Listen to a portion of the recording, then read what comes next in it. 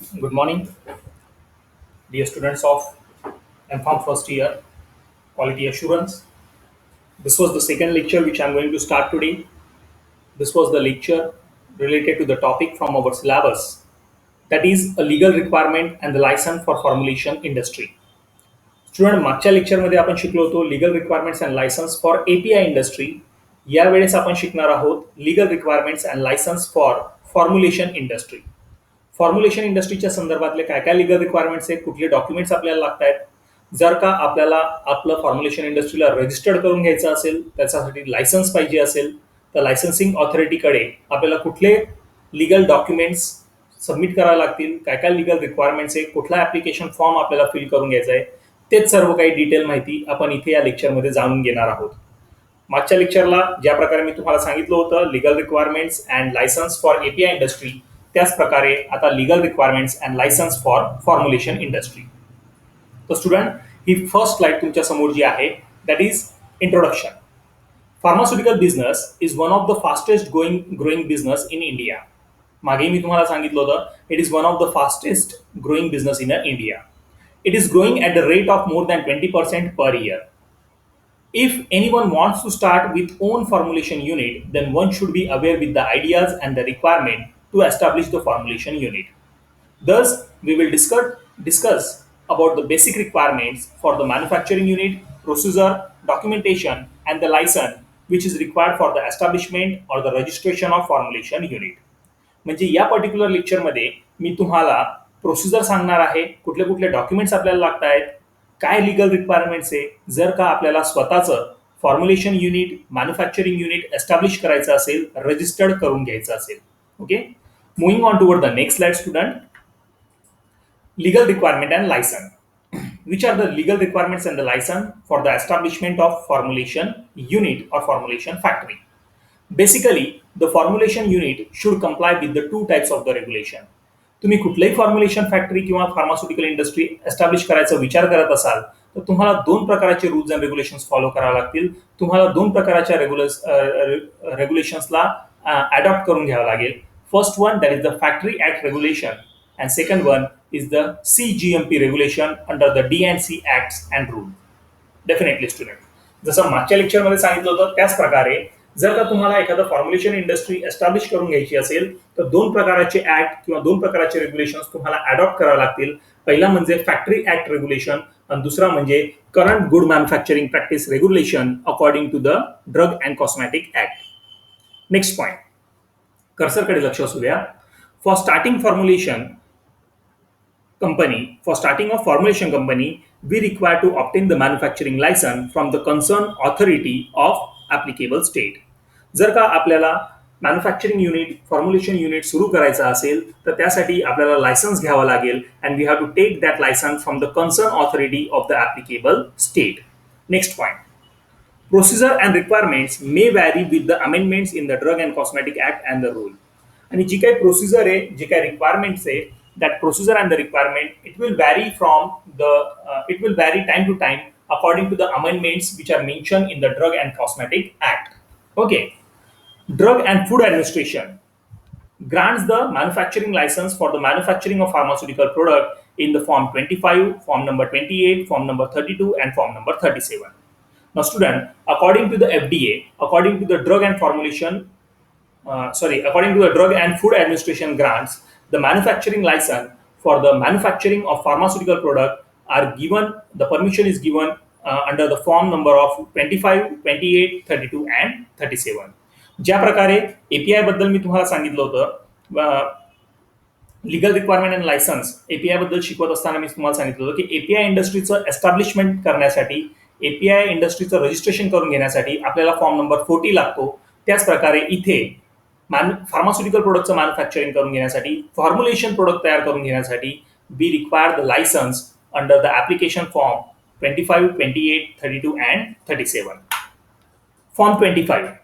Form 25 it provides the license for manufacturing of the drug other than the schedule C, C1 and X. Try to understand. आता हे जे वेगवेगळे form मी तुम्हाला सांगितले 25, 28, 32 and 37, तर यांचे काय स्पेसिफिकेशन्स आहे ते स्पेसिफिकेशन्स इथे या स्लाइडवर तुमच्या समोर मी मांडलेले आहेत. पहिलं फॉर्म नंबर 25. फॉर्म नंबर 25 आपल्याला कुठलं लायसन देणार आहे? It provide the license for manufacturing of the drug other than the schedule C, C1 and X. Form number 28, it provides the license for manufacturing of Schedule C and C1 drugs, excluding those specified in Schedule X. C and C1 ड्रग्सचे pharmaceutical product जर का तुम्हाला manufacture करून घ्यायचे असतील, formulate करून घ्यायचे असतील, तर त्यासाठी त्याच्या लायसन्ससाठी आपल्याला फॉर्म नंबर 28 फिल करावा लागेल. Form number 28B, licence for manufacturing of schedule C, C1 and X ड्रग्स. फॉर्म नंबर 28 मध्ये काय होतं? Excluding schedule X. Form number 28B मध्ये licence for manufacturing of schedule C, C1 and X. Okay. Form number 28D, licence for manufacturing of large volume parenterals, sera and vaccines, excluding those specified in Schedule X. Form number 32, license for manufacturing of cosmetic products. And form number 37, license for laboratory purpose. These are the different types of and the form, students, which we have to apply, which we have to fill as an application form, which we have to fill, which we have to submit as an application form if we want a permission from the regulatory authority for manufacturing, establishment and registration of formulation unit. Understand, student? Moving on toward the next slide. Basic requirement for the grant of formulation license. Basic requirement for grant of formulation license. Formulation license जर का तुम्हाला हवं असेल, formulation युनिटचं manufacturing licence जर का तुम्हाला हवं असेल, तर त्यासाठी काही बेसिक रिक्वायरमेंट्स आहे. त्या बेसिक रिक्वायरमेंट इथे मी या तुमच्या समोर ठेवलेल्या आहेत. First one, premises and building, form and company detail, details of manufacturing chemist, details of analytical chemist, details of machinery and the laboratory equipments, details of air handling unit which you have been used in your manufacturing unit, list of medicines and the drugs to be manufactured, NOC as per demand by the drug control officer, NOC, non-objectional certificate, or no objection certificate as per the demand by drug control office. Now student, these are the certain basic requirements which are essential when you want a license for the establishment of formulation unit. Formulation युनिटचं establishment करण्यासाठी जर का तुम्हाला licence हवं असेल, तर ते licence acquire करून घेण्यासाठी या वेगवेगळ्या प्रकारच्या बेसिक्स रिक्वायरमेंट आहे जे तुम्हाला फुलफिल करून घ्यावे लागतील. जसं का प्रिमायसेस अँड बिल्डिंग तयार पाहिजे, फर्म आणि कंपनीची डिटेल तुमच्याकडे असायला पाहिजे, डिटेल ऑफ मॅन्युफॅक्चरिंग केमिस्ट, जे मॅन्युफॅक्चर केमिस्ट तुमच्या फॉर्म्युलेशन युनिटमध्ये काम करणार आहेत त्यांची detail, detail of analytical chemist, detail of machineries and equipments which you are having in your formulation unit, details of air handling unit, list of the medicines and the drugs which you are going to manufacture, and NOC as per required by the drug control office. Understand, student? Moving on toward the next slide. Now, documents required. Which are the different types of the document required when we are filling the application form for the registration, establishment, to have a permission for the manufacturing unit, to have a permission for the formulation unit. So the document required, the first one, that is the covering letter. पहिलं document जे आपल्याला पाहिजे ते म्हणजे covering letter. First one, it will include your intention of application. Covering letter मध्ये काय असणार आहे? That covering letter is basically consisting of the information that why you are applying this application. हे ऍप्लिकेशन अप्लाय करायचं मागचं intention काय आहे, that intention should be clearly mentioned in this first document, that is the covering letter. Second point, specify clearly your requirement, whether you are applying for registration of manufacturing site, for license, renewal or re-registration, etc. It should be mentioned along with the proper papers to support your intent. Definitely, student. आता या covering letter मध्ये तुम्हाला तुमची requirement काय, तुमचं intention काय, कशासाठी तुम्ही हे ऍप्लिकेशन फॉर्म फिल करताय, तुम्हाला नेमकं करून काय घ्यायचं आहे, whether you are trying for registration of manufacturing site, whether you are trying for the renewal, already तुमचं मॅन्युफॅक्चरिंग युनिट आहे त्याचं लायसन्स तुम्हाला रिन्युअल करायचं आहे, त्याचं रि-रजिस्ट्रेशन तुम्हाला करून घ्यायचं आहे. ओके, फक्त लायसन हवं आहे त्यासाठी तुम्ही ऍप्लिकेशन करतायत, तर त्याबद्दलची डिटेल माहिती, तुमचं जे इंटेंट आहे, तुमचं जे काही इंटेन्शन आहे हे ऍप्लिकेशन करण्यामागचं, that should be clearly specify in this particular covering letter along with the supporting document. Supporting document सुद्धा त्याच्यासोबत तुम्हाला लावायचे. Okay. Third, the document list should be mention in the form of index along with the page numbers.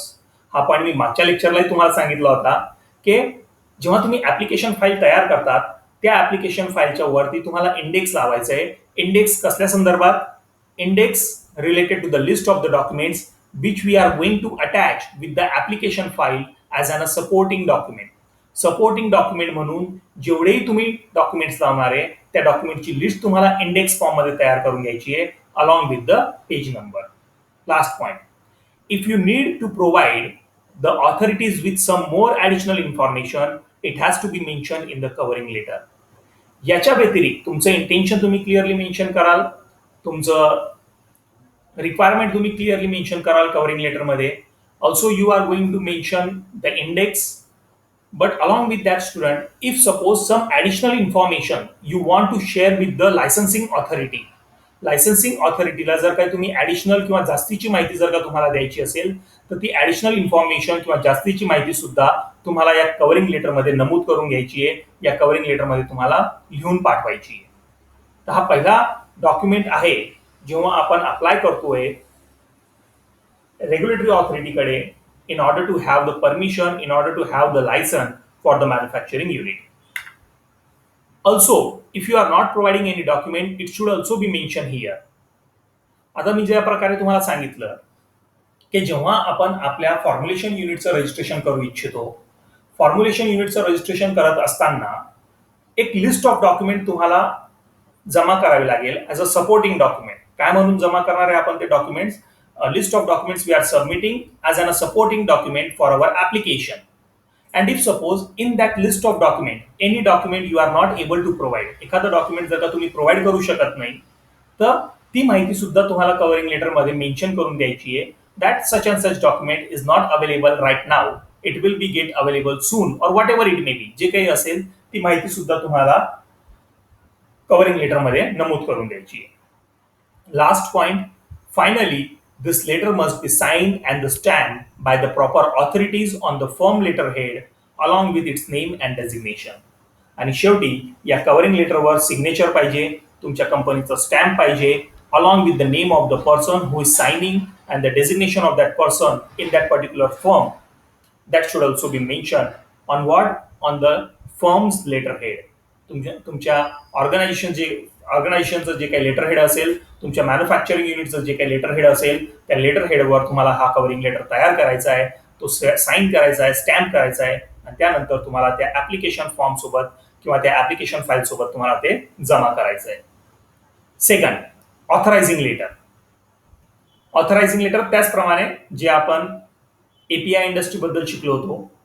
According to the rule 122A, an original letter has to be submitted, issued by the company secretary, director or a partner, which will carry the name, signature and the designation of the person who is authorized to sign in the legal papers such as power of attorney, etc.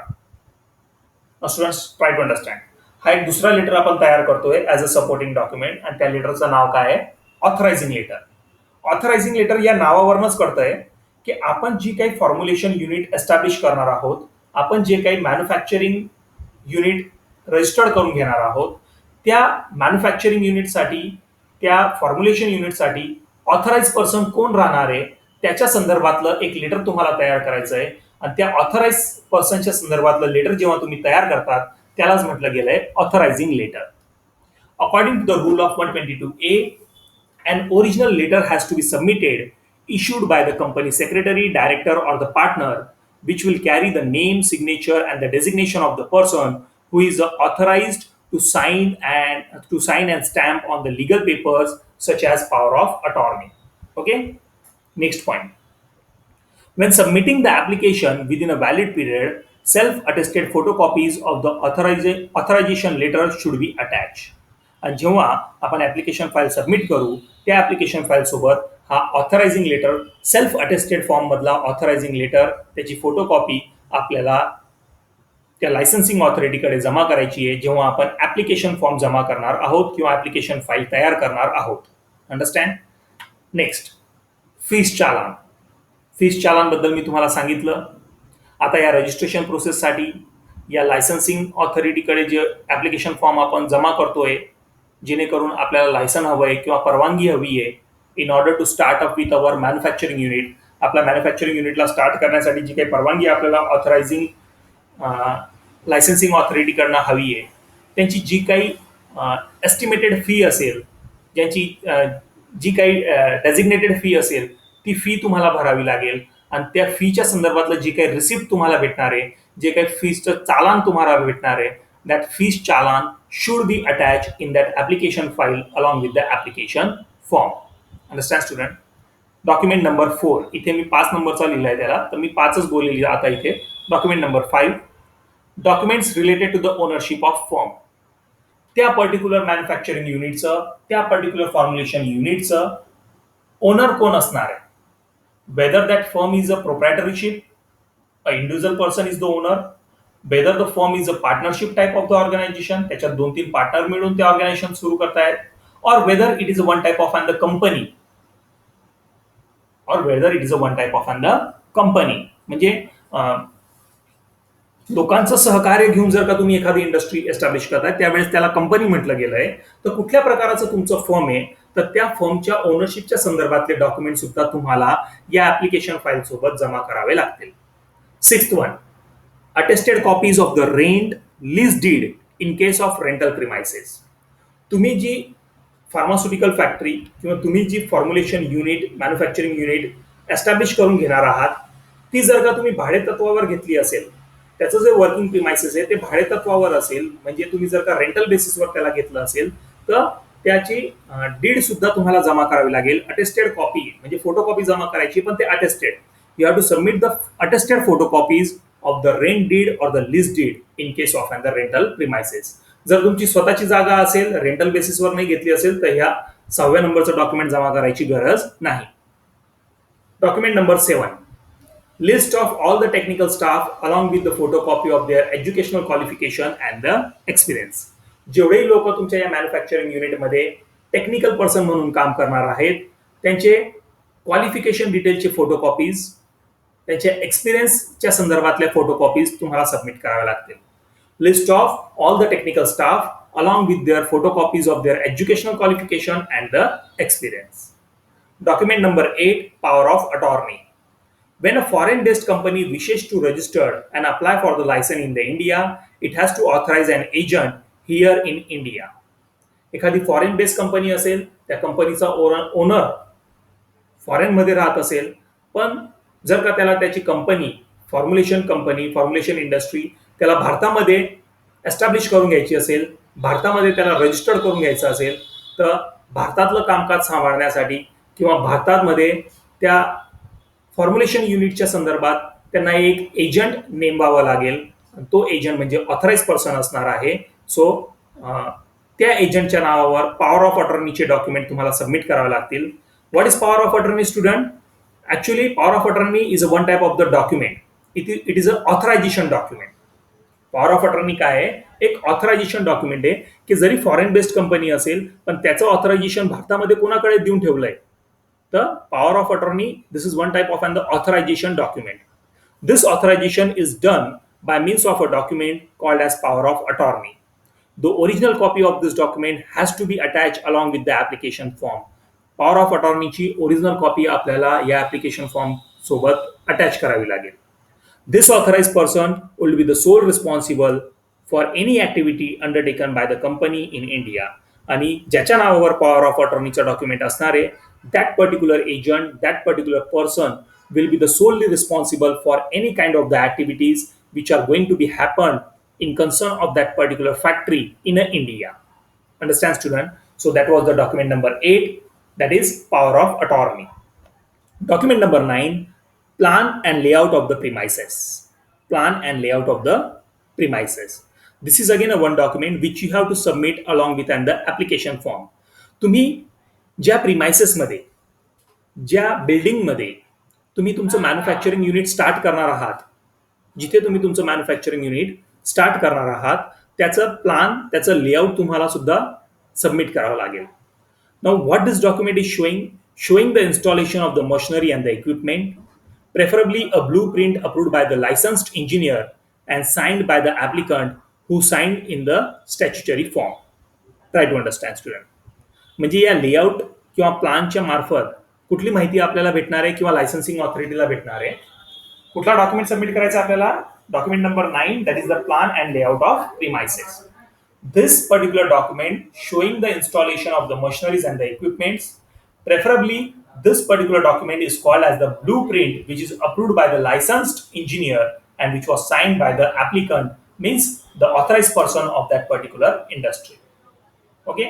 Document number 10, document explaining the designing and the layout of HVAC system. तुम्हाला अजून एक document submit करावा लागेल. कुठला document आहे तो? Document which was explaining the design and the layout of HVAC system. HVAC heat ventilation and air conditioning system.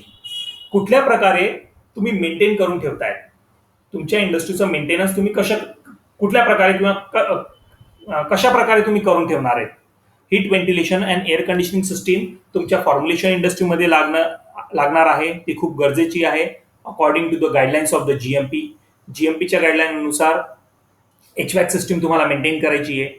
आता ही HVAC system maintain करत असताना त्याच्याबद्दलची सर्व माहिती तुम्हाला द्यावी लागेल. And that information is given with the help of the document that is called as the designing and layout document of HVAC system. Understand?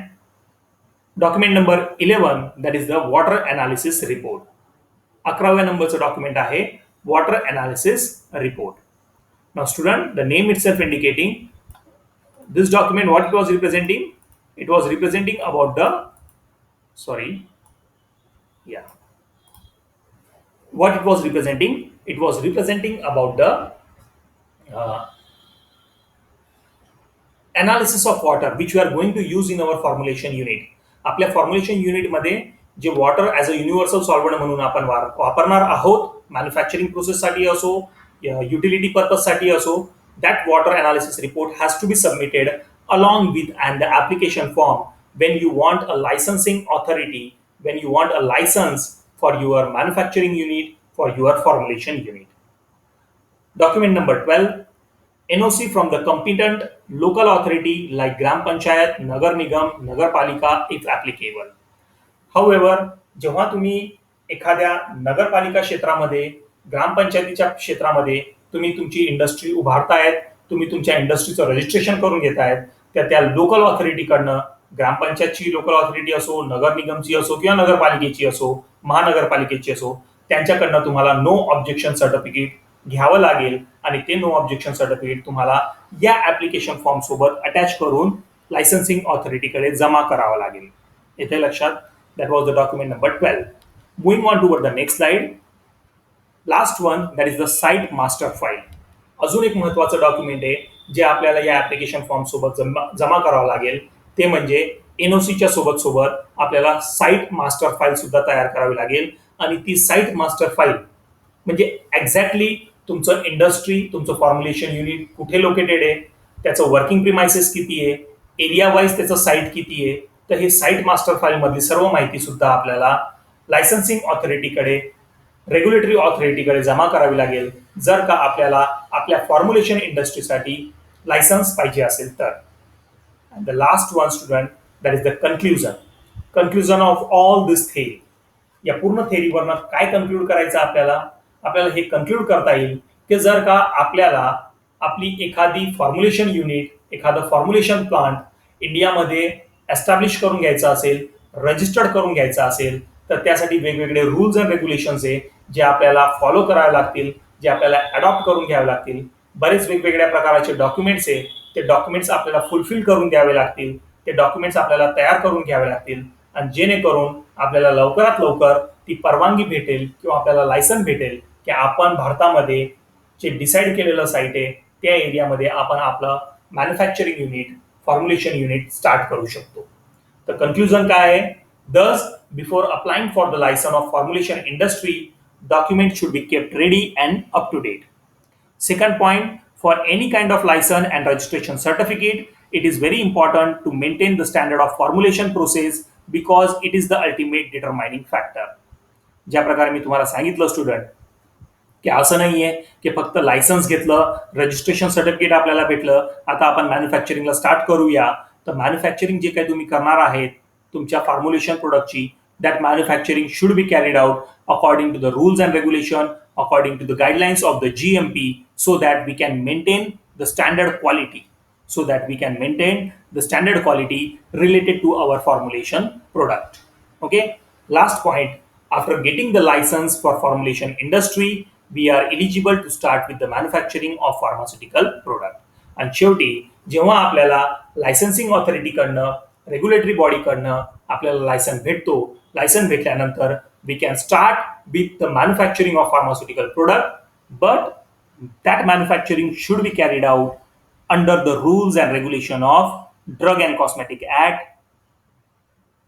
under the guidelines of good manufacturing practices. Understand, student? So, student, this was the second point from our syllabus which I have been completed today, that is legal requirement and license for formulation industry. दोघांमध्ये खूप समानता आहे, फक्त form number मध्ये changes आहे. Legal requirement and licence for API त्याच्यामध्ये मी सांगितलं होतं फॉर्म नंबर 40. इथे legal requirement and licence for formulation industry, इथे मी तुम्हाला वेगवेगळे फॉर्म सांगितले. Form number 25, form number 28, form number 32, form number 37. Understand, student? So, student, I'm going to stop here. Thank you, all of you. Thank you very much.